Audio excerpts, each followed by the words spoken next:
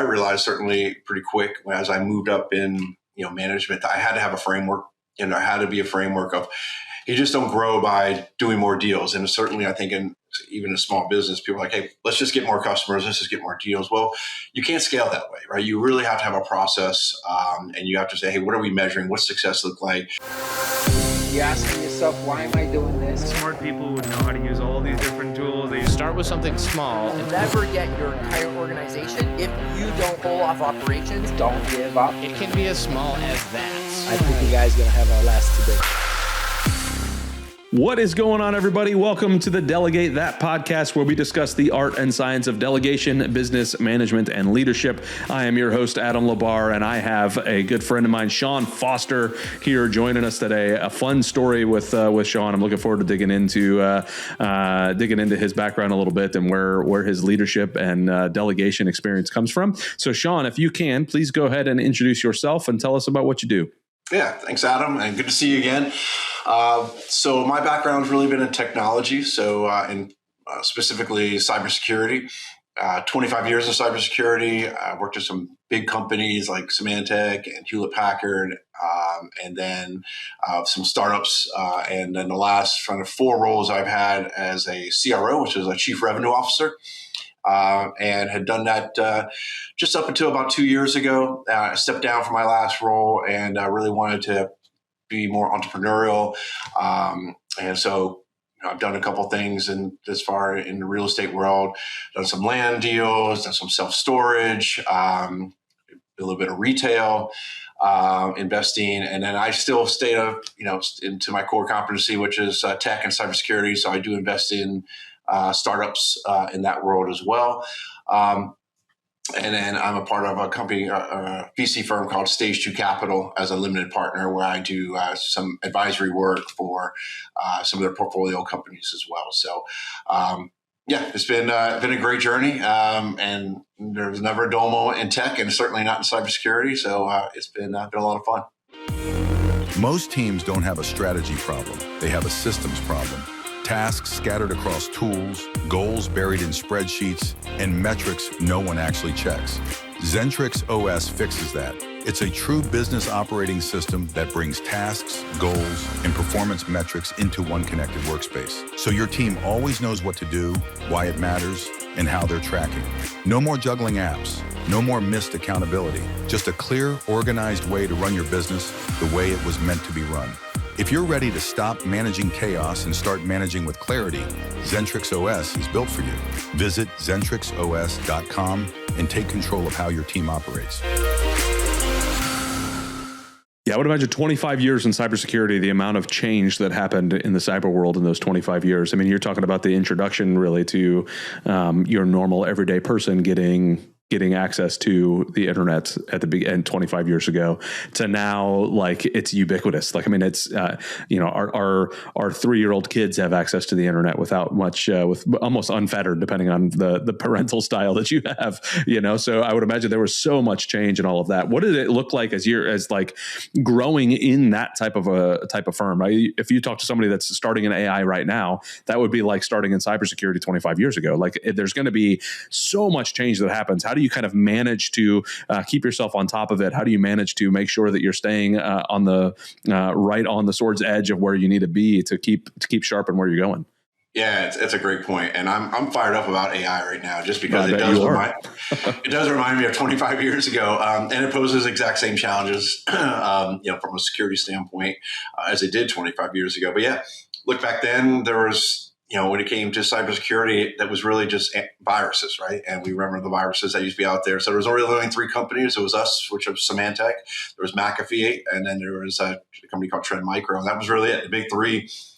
And that was it. And so, you get to battle each other, but then as things, as the adversaries got more sophisticated, then we started going into more network security and then cloud security, and it kind of evolved. And like with AI now, you're scratching the surface. I think the big thing right now are the deep fakes. I mean, you can't trust anything on the internet, what's true, what's not. But the folks that are like in my position 25 years ago, I would say just be a lifelong learner, knowing that things are going to change. I would say yearly, but really monthly at this point. As again, same thing as the bad actors or nation states get more sophisticated that are out there. You're going to have to, the good guys are going to have to get just as sophisticated and try to get ahead of it. So, as a practitioner, keep learning, keep digging, network with with the white hat hackers that they call it, the good people out there. And there's, like I said, I think the opportunities are endless, but what an exciting time, really, in technology right now. So you obviously rose through the ranks. You end up in the C-suite type of positions. What did it look like leadership wise to be able to guide and mentor these folks inside of a business like this that was ever evolving, that you had to have constant eyes on what was going on? What sort of leadership tools did you have to use that may be different from somebody who maybe just be kind of running your average small business? Yeah, it could apply to small business as well. I think. I'll take Symantec. I was there 15 years, so that's really where I rose up through the ranks. And we were growing, 100% year over year, and it was gangbusters. But we realized, and I realized certainly pretty quick as I moved up in management, that I had to have a framework, and there had to be a framework of you just don't grow by doing more deals. And certainly, I think even in a small business, people are like, hey, let's just get more customers. Let's just get more deals. Well, you can't scale that way, right? You really have to have a process, and you have to say, hey, what are we measuring? What's success look like? And so I kind of put a framework together and published that framework so my people know exactly how to get an A, what they were doing, every day when I woke up, how to get an A, and then how to measure those, those kind of those scorecards, so to speak, so we could grow, right? And and training and learning was part of that. But I think if as you're moving really fast and you're growing really fast, you've got to put processes in place so you can scale, as fast as the business is growing. This publishing of framework. Talk to me about what this framework looked like and how did it kind of evolve? Yeah, I can't take credit for it.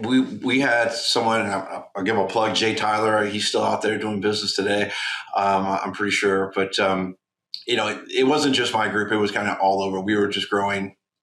They say, are you lucky or you're good? I think we were a little bit of both, but we didn't know why. We didn't know why we were good. And so the framework kind of put in place, and there's a lot of facets to it. But the four main pillars of driving the business was, first, have talented and engaged employees. They have to be both. You have to have really talented people in your staff, but they have to be engaged. You have to keep them engaged. You have to really care about what they're doing, how they're growing, and keep them engaged in the business. From there, it's the operational excellence is the second pillar. And operational excellence, again, what are you measuring? Right? What's important? It could be revenue, it could be pipeline, it could be conversion rates. Whatever is important to your business, make sure that that's published. And operationally, you have a system to measure that. The third thing was customer and partner loyalty. So again, we had a ton of customers and we had a lot of partners. We did a lot of things through the channel, but keeping them loyal and they're selling your product first, right? So your customers, you want them to buy more. Certainly Symantec, we had, at the time, by the time I left, we had over 50 different products. When I started, we had like 2. And so how do you get them to buy as many of those products as possible? Obviously, if they're happy customers buying more from you, and the same way with partners, right? Partners can sell any technology out there, any security product out there, but how they talk about your product first. So that partner loyalty and customer loyalty. And then if you do those 3 things well, the business results will come. And so, again, there were some leadership styles that was always like just sell, and just do a bunch of deals. And you can't scale that way. You have to have that process. And that was kind of the framework that I was taught anyway, and it has served me well, not only in those days, but still to today. And I think, again, you asked a question, but I think startups and people that have their own business, can put that in place. There's no reason why those same places, those same pieces of those puzzles can't be put in place for a smaller business. Absolutely. And I think when you look at it, you talked about that person, like that sell type of person, right? I think that's where you start to really see the difference between a manager in a spot and then like a C-suite type of person. If they're able to, if like you could be the director of sales, if that's where your brain is, but if you can't separate that out, step back a little bit and kind of understand what this whole picture looks like to be able to look at all of these different avenues, you're not going to be able to rise up to that next level. Did you catch yourself as you were working through these processes going, man, I'm staying way too focused on this. Like, how did you kind of, I guess the question I'm actually asking is, how did you know that you needed to move up into like the C-suite stuff instead of really like focusing in on your core tasks? I love data. And again, I'll go back to lucky and good. I think I was a little bit of both as a individual contributor, but once I got into management, I started, having access to all the data. And what I mean by that is, the different type of products that we're selling by individuals in the different regions, conversion rates, things like that are happening from a pipeline perspective. Really digging in and understanding it, that's kind of where I started kind of sinking my teeth into and understanding that. And then when you understand it, like, hey, we're selling, of the 20 products that we have, we're really just selling these 5. And, why is that? And understanding that. And then you can start being more strategic, right? Saying, hey, we need more education in these areas. Or, why are we selling this much in the Northeast and not in the Southeast? Or why are conversion rates, 50% on these product lines, but they're 20% on these product lines, and really digging into that. And then you can be strategic. You can start making changes and kind of start getting away from playing checkers and actually playing chess, and getting ahead of the curve on that. And so that's where I really dug in. And I think that's really what served me well, of kind of understanding, those things and being a student of that, right? And just learning as you go. So if let's talk to that business owner, that leader inside of their business, and they're seeing somebody that maybe is a young version of Sean. They're digging into different things. How do they, as that leader, foster, no pun intended, with the Sean Foster I'm talking about, how do they foster that relationship and build that employee up so that they can become what they're capable of, as opposed to just kind of being plugged into a spot and they stay there and wither on the vine? Yeah, that's a great question. Something I've always done is have individual development plans for my people. And it's not something crazy. It's like a one pager. And maybe something as simple as, hey, what do you want to do in business in the next 2 to 3 years? What do you want to do in life in the next 2 or 3 years? And I think it's a couple of reasons I always ask the question. One, selfishly, because, certainly from a business standpoint, you want to be able to, help and grow and that person in their career. But also personal, if someone says, hey, in the next 2 or 3 years, my personal goals are whatever. It could be anything out there. I want to open a pizza parlor, right? Whatever. I'm making that up. Well, as you're coaching that person, there's something that happens, good or bad, and you're having a coaching session. If the person says, hey, I want to be a CRO, well, you can use that, to say, hey, here's how you handle that situation. When you're CRO, here's how maybe a better way to handle that situation. Or, if it's, let's say it's a customer's, complaint or something like that, and that individual may not handle that complaint probably correctly. Say, look, if you're owning that pizza parlor in 3 years, are you really going to treat your customers like that? Or is the customer always right? And so I think once you know more about those individuals, you can coach them, correctly. And I think that's what helped me. I had some great bosses going up through my career. And I think I was always very ambitious, and I made my ambitions clear about what I wanted. And I remember a lot of times, I would do things that probably weren't the right way to do things sometimes. And I would remember being coached saying, hey, if you want to be the sales leader here, or you want to be the CRO here, think about the way you handled it. And now think about if you handled it more like this, you think you would have got a better outcome. And then, when you kind of think of it like that, take a step back, you're like, yeah. And so I'm very grateful for a lot of the mentors I had and managers I had. But I think if you, as an employer out there, if you take the time to understand what drives your employee, both personally and professionally, you just become so much of a better coach, and they, I think they thrive in that environment. I really love that. It's one of those that's, as a military guy, we don't really look at things like that, right? I've had to really reframe my brain coming into the business side of the house. There's a lot of things the military taught me that work really well in business, but they did not really care where I wanted to be in 5 years. Because if it wasn't in that job, then they didn't care. Like that's, it is what it is. So I love the concept of really just speaking to that person in the language that they want for their life, right? Where it's not this cookie cutter thing where every employee gets the same speech and all the stuff. No, like especially if you're seeing that employee, that team member that is going to be that you could see rising up the ranks, like really pour into these people and understand who they are, why they want to be there, and speak to their motivations, which is going to help the company, right? And make them feel good. So you're already giving me ideas on even the young kids that I have working for me, right? 17, 18, 19, 20 years old. Like I can really speak to them a lot and change their life in a positive direction. They're not going to be an employee of mine for 20 years. That's highly unlikely. But they're going to be an employee of somebody or of themselves. So pour into them in the way that speaks to them. I love it. 100%. And look, there's nothing more satisfying than someone coming up to you, let's say in your own business, 10 years from now and say, wow, you changed my life. And this is what you've done for me. And I guarantee you probably won't even remember what you did for that person. You might not even remember that person, Adam, but it's happened to me. I'll be at a conference or something and somebody will say that to me. And, it's just like somebody random comes up to you. Sometimes you act like you know them, but you don't. It's the same thing sometimes. Where like sometimes I remember, but most times I don't. I don't remember what I did. It's just like say, I'm glad that process was in place for me, and to do that because I'm glad that I was able to help the young people out there in the world. For sure. Yeah. I look back and on my early days of leadership in the military, and I think to myself, boy, I really hope those people don't ever see me again, because that was a poor level of leader that I was, right? Like, I mean, I didn't have somebody pouring into me. I didn't know what it meant to actually lead. I didn't know it. So, it was just yell until they did what you wanted them to do, and then like that is the opposite of good leadership, right? So learning how to actually pour individually into each person. Some people need scolding, don't get me wrong. Some people need firing, don't get me wrong. But knowing how to communicate is a very important thing. So as somebody who is in, again, that C-suite level, how did you kind of adjust your communication? What sort of tools and tactics did you use in communicating with your people, both in group level and on an individual level? Besides, I mean, obviously you talked about the IDPs that you did, the individual development plans that you did and whatnot, but true communication and guidance and helping these folks grow, what sort of tactics and tools did you use?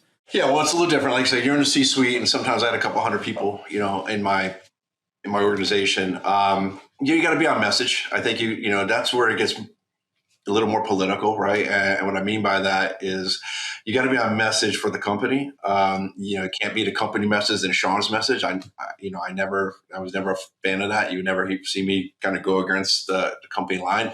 In private, perhaps I would talk to the board or the CEO and say, hey, I don't agree with this, and here's why. But at the end of the day, I'm going to be a good soldier and go out and do the mission. And so I think, again, from a company-wide message, beyond message with the company, like this is what we're trying to do. Here's why we're trying to do it. It's always important. I'm never going to be a leader that won't tell you why. Just like do it because I said to do it. You're never going to hear that from me. If I don't know why, then I'm not going to ask somebody to do it. And I think that was always important. Again, at a high level. When you're addressing a company, here's the mission. This is what we're going to do. Let's move out. And here's why we're doing it. And this is the benefit, for the company, for our customers, for our employees, for you. That was always part of my, style, if you will. And then, I never got away from the IDPs. Talk about, what tools to use. Even, as a CRO, I would have IDPs for my individual, my direct reports.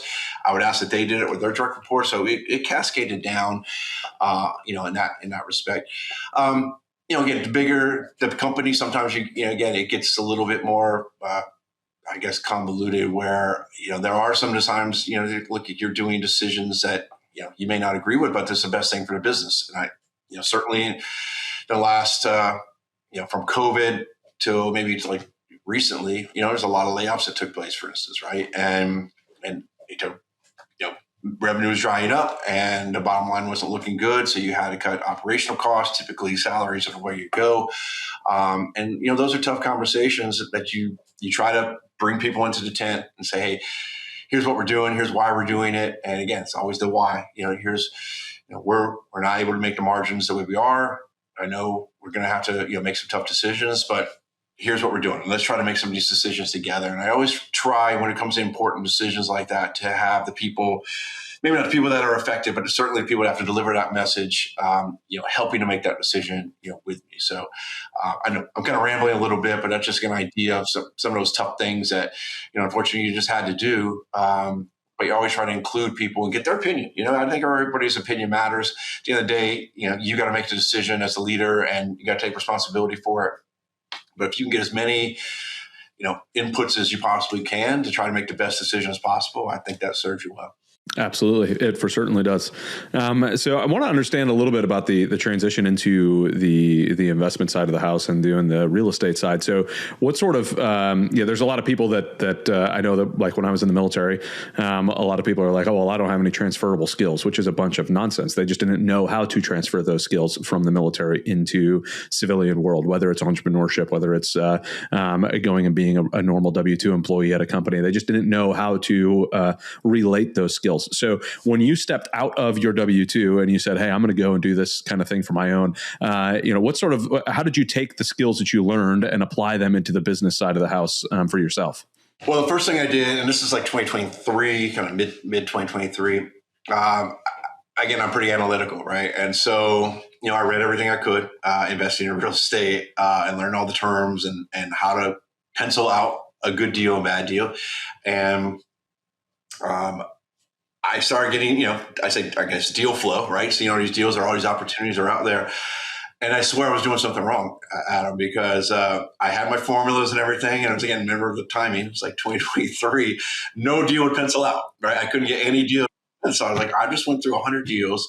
I have all the math. I know the math is correct because, again, that's something I'm pretty good at. And I couldn't get it to work out. And I finally started asking colleagues and networking and things like that. And they're like, yeah, it's a terrible time. Interest rates are as high as they've ever been. People don't want to let go of these properties because they're going to take a loss.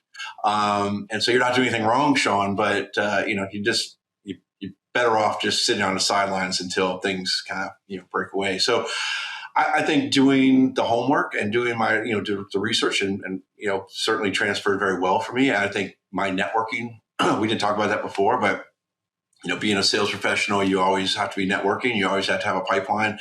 And so, going out there and, talking to my network and being very humble and be like, I don't know what the hell I'm doing. I've never done this before.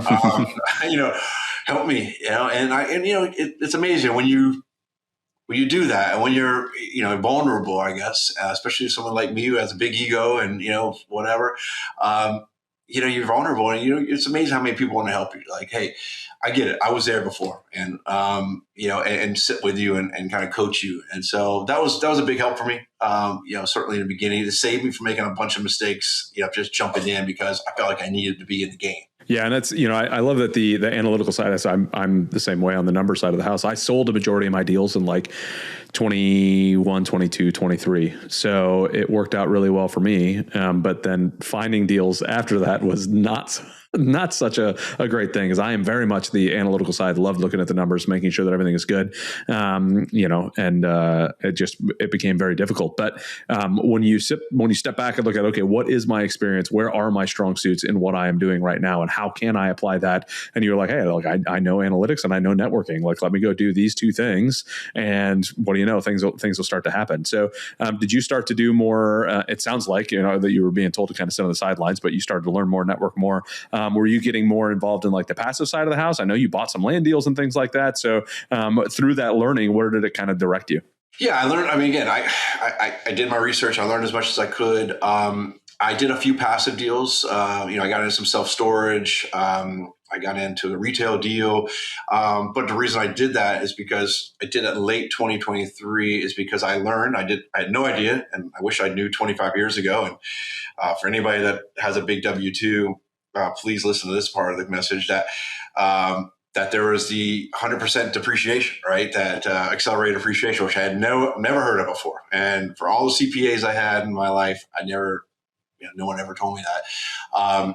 And so I bought some self-storage. I bought a retail deal that had depreciation as a part of it to try to offset that W-2 income that I had because I still had, I had 6 months at this point where I was a real estate professional, so I could have real estate professional status.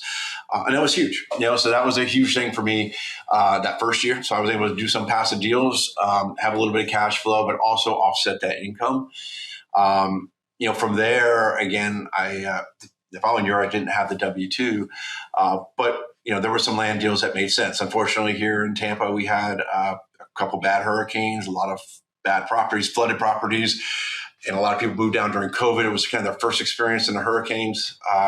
And they were like, hey, never again. We're moving back. And so there's a lot of abandoned properties and good properties that are out there that just, they could either be rehabbed or knocked down and rebuilt from people that had abandoned them. And so I did take advantage of that in a couple of areas. And again, time will tell if that was a good investment or not. But, it seemed like great locations, good properties. Just I took advantage of that, and wish those people well and everything. And hopefully that it was a win-win. I'll get a win one day, but they got a win because they got out of a house that had 4 feet of water in it. And that's, I think, something good for people to hear on a couple of ways, because you've kind of implied in what you're saying is eventually down the road, maybe, and it's investing is one of those things that if you're doing it right, it is a down the road thing. Oftentimes, like you can, to get the larger payoffs, if people look at just their 401ks, right, it doesn't feel like you're making a whole lot when you're just putting in a little bit of money every month. But before you know, when you retire and you have multi 7 figures inside of your 401k, or even maybe 8 figures inside your 401k, it's, oh, wow, that did make a big difference. Real estate is similar. You get the benefits of the depreciation now, you get all of that stuff, but the bigger payday may not happen for a little while. So be prepared for that. There were so many people back in like the late teens that were just quitting their jobs like crazy because they were like, oh yeah, real estate's amazing. I'm just going to do this forever. And then all of a sudden, you see what happens in 23 time frame. Everything just kind of slows. It wasn't a crash or anything, but it just slowed right down. And all these people are like, well, now what do I do? So just take that stride, like see what's going on, see what's happening, understand that this is a long-term play, and we're working towards that. So that's good. But now that you're moving into looking back into the job market again, right? You've realized, hey, like I really like to do this passively. I want to kind of continue that, but I kind of miss doing some of these leadership roles, some of these management roles, some of this day-to-day stuff. What kind of led to that decision to jump back into the workforce? Yeah, great question. And you're right. I mean, first of all, I realize real estate's a long-term game. And so I think I could do both. But really 2 things when it came back to wanting to go back in. One is, like I said, I'm a member of Stage 2 Capital. And part of my role there is helping founders, either find product market fit or ideal customer profile, or how to, go to market, build their go-to-market plan. And I never felt like I was very good at that or an expert at that by any means, because I mostly worked in bigger, companies that figured that out already. But I was talking to some of these people, I remember, saying, hey, wow, that's awesome, and thank you so much. And I never thought of that. And it was like just kind of one-on-one stuff. But you realize just that over time, and you have knowledge, and you got scars to prove, that you've made a lot of mistakes. And so you can help these founders not make those same mistakes, or maybe go in a different direction. And so I felt like there was value. That I had value still out there that maybe I kind of took for granted, that or didn't think of as a superpower, but there was value that I was providing, businesses and founders and things like that. So I felt like I could still apply that to the new world, especially in AI. And then the second thing was, I have 2 teenage daughters. My oldest is driving now, and it was really in the summer of this last year where,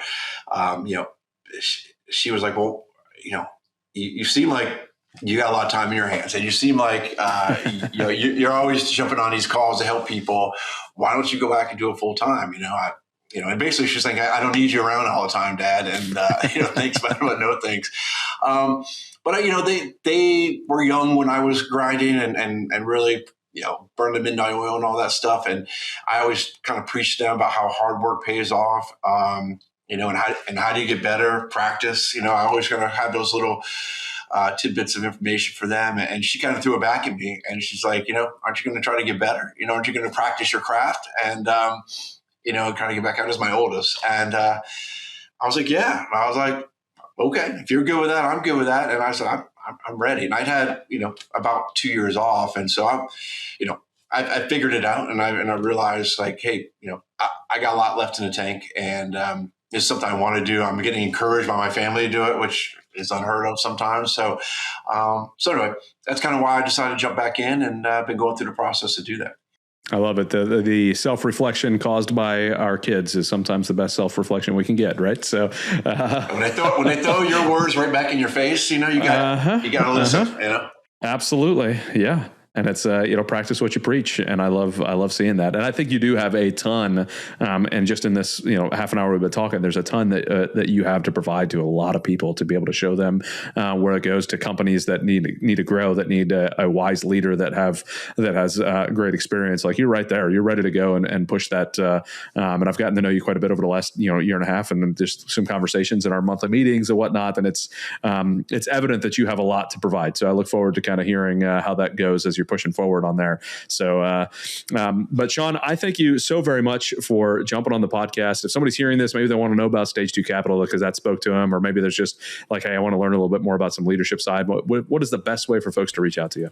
Yeah. I don't know what you provide here, but probably, email is the easiest way. And if you want me to give you my email address right now, or. Sure, you can give it now, and we'll have it in the show notes. Okay, yeah, it's just Sean, SEAN, first three letters of my last name, FOS, so SeanFoss@gmail.com. Shoot me a note. Happy to take any questions. Happy to help. I get a lot of gratification from helping founders, individuals. So if any way I can help, I will. I love it. So anybody listening, if Sean can serve you in any way, again, Sean Foss, SeanFoss @gmail.com. Sean, it's been awesome chatting with you a little bit, learning about your experience, and thank you for sharing it with everybody listening.